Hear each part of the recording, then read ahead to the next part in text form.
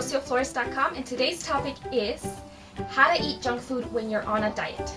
So, I think this is a really important topic. I think that it's either something that we don't talk about at all, or that when it is talked about, comes with a lot of misinformation. So, I want to talk about it because who doesn't want to eat junk food, and how many of us are not trying to diet? Before I get started though, I want to make sure that I ask you guys to subscribe to my monthly newsletter. I share it once a month, and basically I go over all of the posts that I've done throughout the month. I talk about what I've learned throughout the month, what I've been going through, and how the lessons that I've learned can apply to your own personal journey. So make sure that you get on there. When you sign up, you also get an email with a bunch of my free giveaways. So it's trainings on different areas like health and career and personal development. So make sure that you get on there. I will put the link in the description below. Let's begin. I think this topic is really hard to talk about. I think that it's something that you're either on one end or the other. And so I want to give you guys more of the framework of how to make these decisions, because I think at the end of the day, you're gonna make a decision regardless of what anyone tells you. And so I'd rather you be equipped with how to make that decision than feel completely lost and guilty for making a decision that you weren't very sure about. So the first thing I want to say is that I think it's really important that you choose your diet first, right? And so what being on a diet means a whole lot of things for a lot of different people. And so there are some diets where you could basically eat anything, and a lot of them go by like point systems, where they go through different ways to get you to like kind of calculate what you're eating. And so you could technically eat all junk food and lose weight. It works. And then there are diets where they are like extremely strict. You cannot eat anything that could potentially have flavor and lose weight. It works. There are diets where you're basically not eating anything. And then there's obviously like a diet where like you're not losing weight. And so you need to choose the diet that's best for you. Personally, for example, with my Know It All Nutrition program, I give you guys the option to choose your diet. So I give you the information and I tell you, okay, you're gonna make this diet based on what you know is right for you. And so I think you need to make that decision when choosing, am I gonna allow myself this or allow myself that? There's a lot that goes into it. Personally, I think if you're gonna be going out and finding a program or finding some sort of company who's gonna help you lose weight, I would, especially if you're trying to lose weight in a healthy way, I would aim more towards the restrictive diets. I don't think that they work best long term, but I think they're the least likely to cause you harm versus a diet that says eat whatever you like, just lose weight. Because it goes on both ends, right? You want to be able to have something that's going to be sustainable long term, where you're actually learning how to eat healthy, how to take care of your body, but you don't want to hurt your body in the process of losing weight. And so you gotta understand that just losing weight doesn't mean that you're healthy.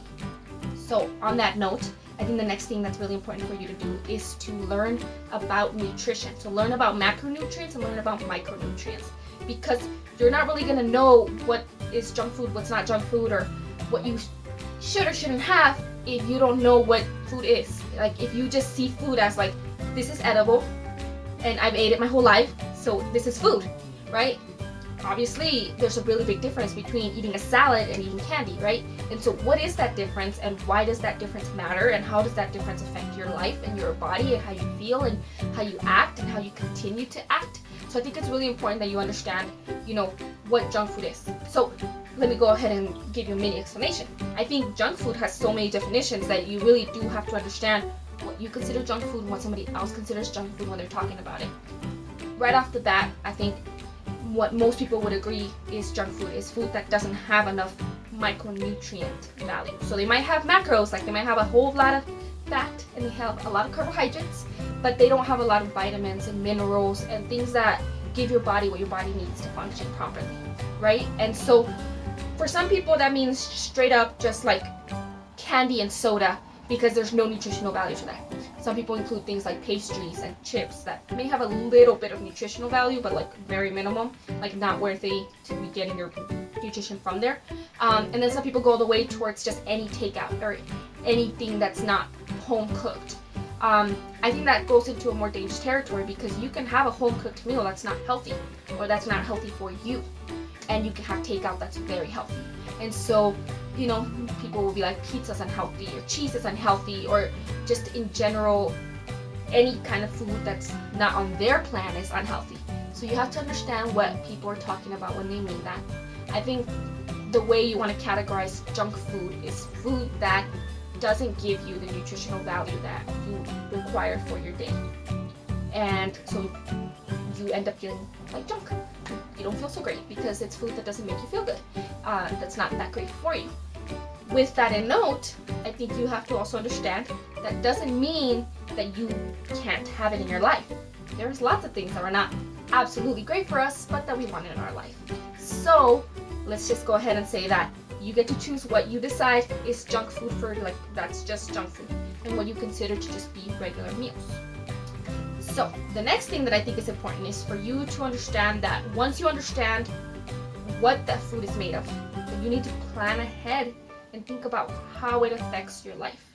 So that means that if you know that you really want to have chips today, or you really want to have cake, or you really want to have ice cream, or you really want to have candy, you have to understand how that fits in with the rest of your meal plan, with the rest of your diet. So obviously foods that are super high in carbohydrates might take up all the carbohydrates that you need in one day.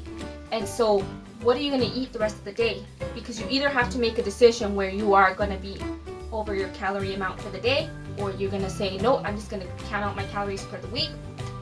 Or you're thinking, you know, I'm going to only eat the leftover protein and fat that I need for the day, or I'm going to do this or that.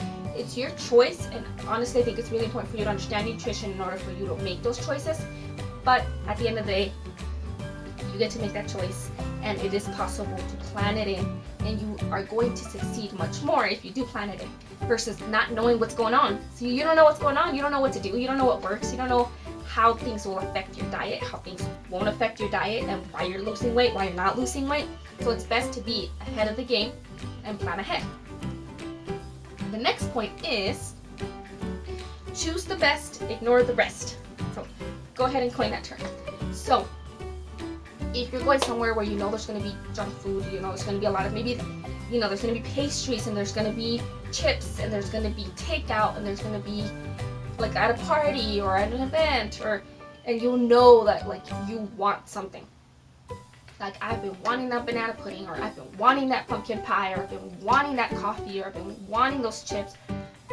Make sure that you make decisions based on what you want, what your body is craving, what you're mentally craving.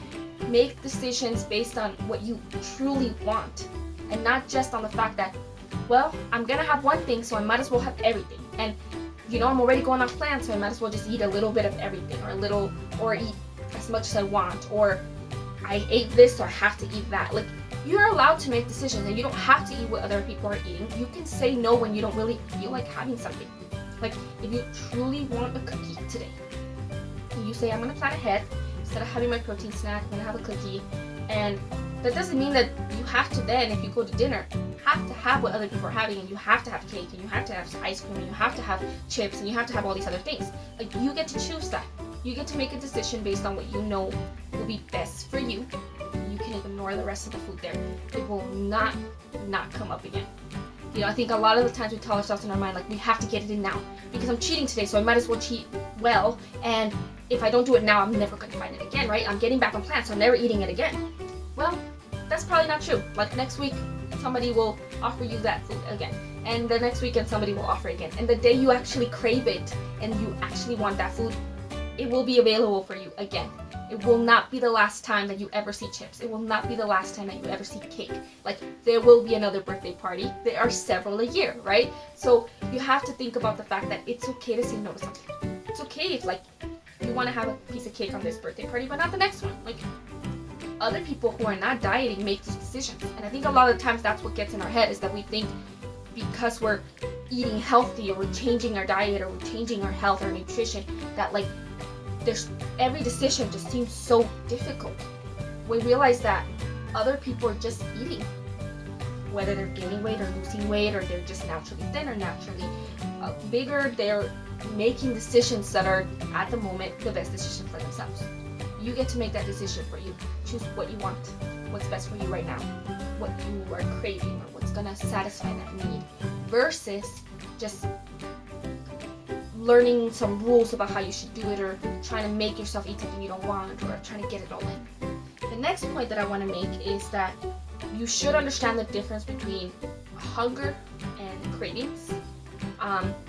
You have to understand when your body wants food and it just needs any food, healthy food, and when you're specifically craving a certain food and what that craving means.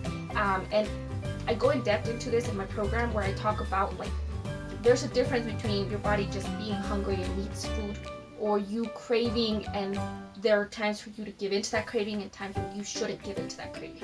And so it's important for you to understand that difference, because it's going to affect you. It's going to either affect you physically or mentally. It's going to affect your day, your week, your health in general. And so it's important for you to understand that just because you feel hungry doesn't mean that you need cake, right? There are healthier options to make. And just because you're having a craving for cake doesn't mean that you should have that craving. And then there are times when you should, and you can be hungry and craving cake and have it. So it's important for you to understand the difference between those two things. Then last but not least, understand that there is a difference between how junk food or food in general will affect you physically and mentally. And this is, obviously there's a lot of science that goes behind this, and so there's a lot that I would have to explain to you guys, but understand the difference between, if you eat that piece of cake, physically you're eating probably something that's high in carbohydrates, simple carbohydrates, high in fat, and high in maybe things like sodium. It's high in added sugars, and physically that will have a physical effect, right? Your blood sugar will rise. It will affect whether or not you have physical hunger later, physical cravings later, physical body reactions, right? Like you might feel yourself irritated, or you might feel you have a high energy and then like drop in energy, which everyone hates. There are physical reactions that you're gonna have to have food. There's also mental reactions. So you might realize that you had that cake and maybe it didn't seem like that big of a deal at that moment, but later you're just dying, like you just want more of something, and it's harder. It's like suddenly now I had cake, I messed up anyways, I can't make these decisions, I don't know how to eat healthy, I'm never gonna be able to do it, I already messed up today. And then you start to have all these negative thoughts because you have a negative association with having chosen that piece of cake. And so you have to understand that those things will come up. And I think that when you're empowered enough to understand how your body does react and how your mind typically reacts, then you can make decisions based on what you know your patterns are, and you know whether that piece of cake is worth having or not, or whether you're gonna have to learn to weather those difficult moments and get past them, or if you know you can't right now and it's just best not to get yourself in that situation right now. And so it's important to understand that. So overall, it's your choice. I don't think it's good to be on a diet that restricts you so much that you feel like you're never going to have that food again, because you're going to have that food again. I mean, there's very few of us that are like, I will never eat chocolate again, or I will never eat ice cream, or I will never, like, that's going to make you miserable.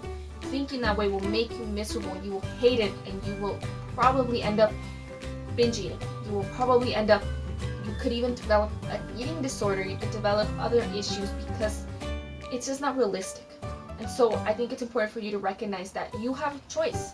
You can make these things work into your life, but you should be thinking about your health. You should be thinking about how it affects you physically, mentally, spiritually.